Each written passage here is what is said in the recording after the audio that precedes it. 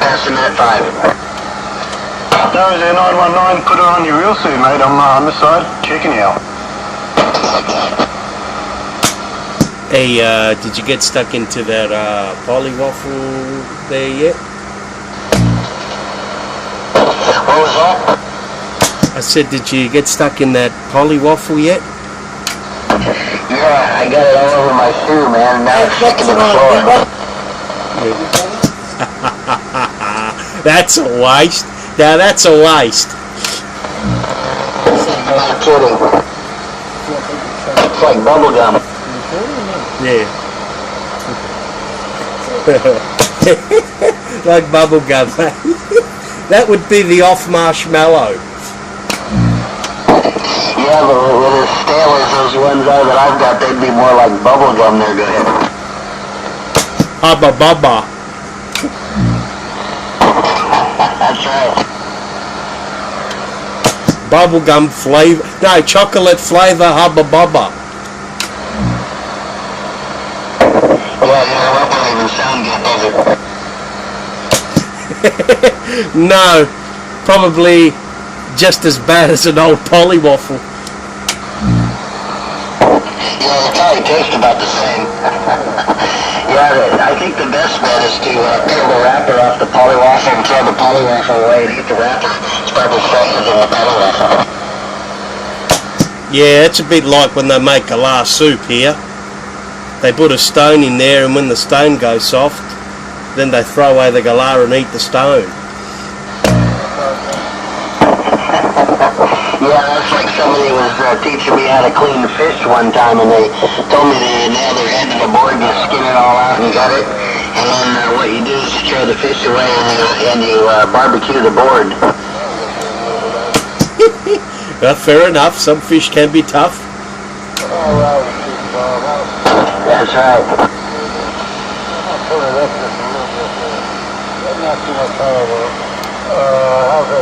And how's your day been there, 750?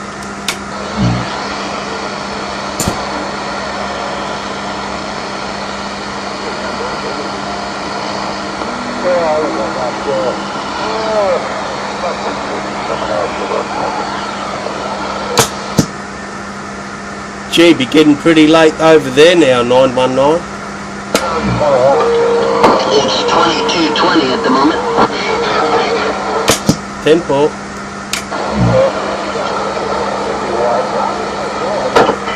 I don't usually go to bed till about midnight, but I'm not working tomorrow anyway. We're all lined up and ready to go, and we're going to go to a car show tomorrow. You're retired, right? What's that? Didn't you just retire the other day? No, I've got about 3 months left. Oh, okay. Yeah, I heard you talking about the car. You got a Mustang, I think, in it? Mustang in clean condition there. The mirror.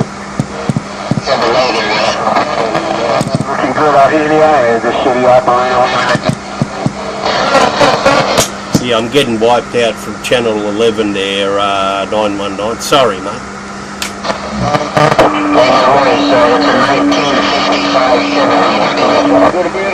a 1955 Chevy there, Temple. Roger, it's a two-door. You've probably seen them. They kind of look like the old Holdens are. Oh, yep. Well, you heard the news there. They're going to stop making all the cars here shortly. Yeah, they're not going to be making anything here no more as far as cars go. What are they going to do, just import only? Mate, I think everything's going to go to Southeast Asia like everything else has. Yeah, I don't know what this world's coming to, man.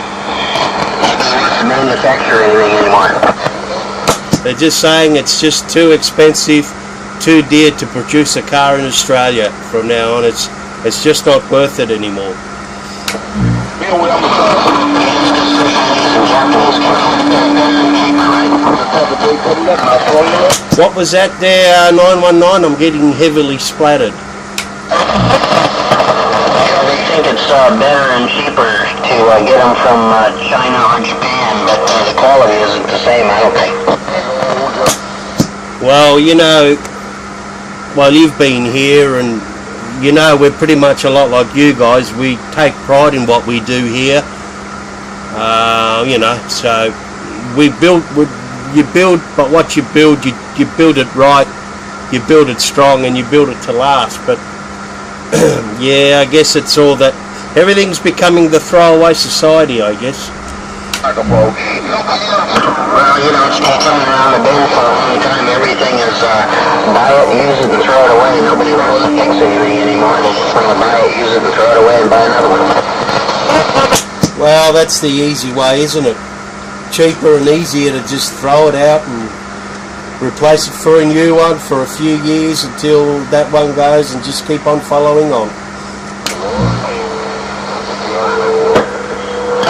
The best advantage of that is you get the new upgraded model or whatever, but that's not always, you know, technology can be good, but it can also be a setback. Yeah, but you know, you'll get one good model, you'll be happy with it, you'll get the next model, you'll be happy with it, and then the next model after that, you just don't like it at all. So, and then you say to yourself, shucks, I should have just had the model before. I should have stuck with it. From now on, I don't think I'm going to like what they're making. Yeah, I see you, buddy. So then you find a piece of junk you just bought and go out and find one of those models that you used to like and stick with it, huh? Yeah. They're making cars a lot harder to work on too now. They're not like they used to be. Yeah, so it's just...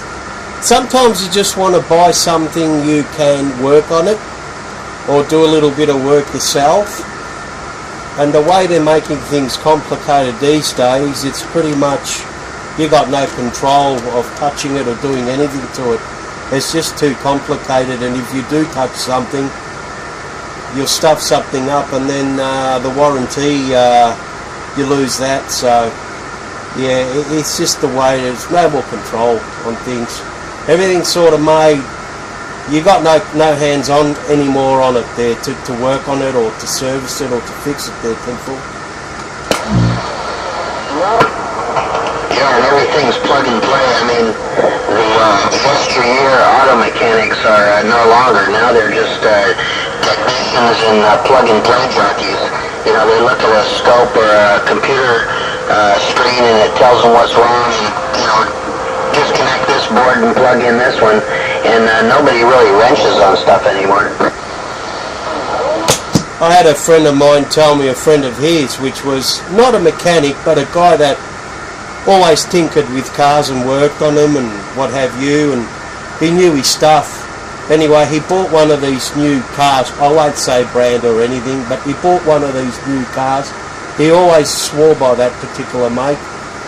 And he serviced it one day, and he had a whole heap of issues with it, and it wouldn't start. And after he had worked on it, and anyway, he ended up taking it to the manufacturer with a tow truck, and he said this and this. I just worked on the car. I just gave it a service and a bit of a tune-up. And he said, you've stuffed up the computer. He goes, these cars from now on, the static of your body stuffed up the computer, and now he goes, even the hoist, even the workman, the mechanic, everything is grounded to everything when we work on them from now on. So you know, even so, he stuffed it up and he got it fixed. It cost him an absolute fortune. It stuffed up his warranty. Once he got it running again, he put it straight away for sale. Went to the market, got an old, and he said, I want that one there, that old one. I want something I can work on. And yeah, that he was telling me that was a true story there, 10-4. Yeah, I can see how that can happen too. Yeah, you just have to be really careful. There's just so many computers in the cars now that, you know, you touch the wrong thing and you, like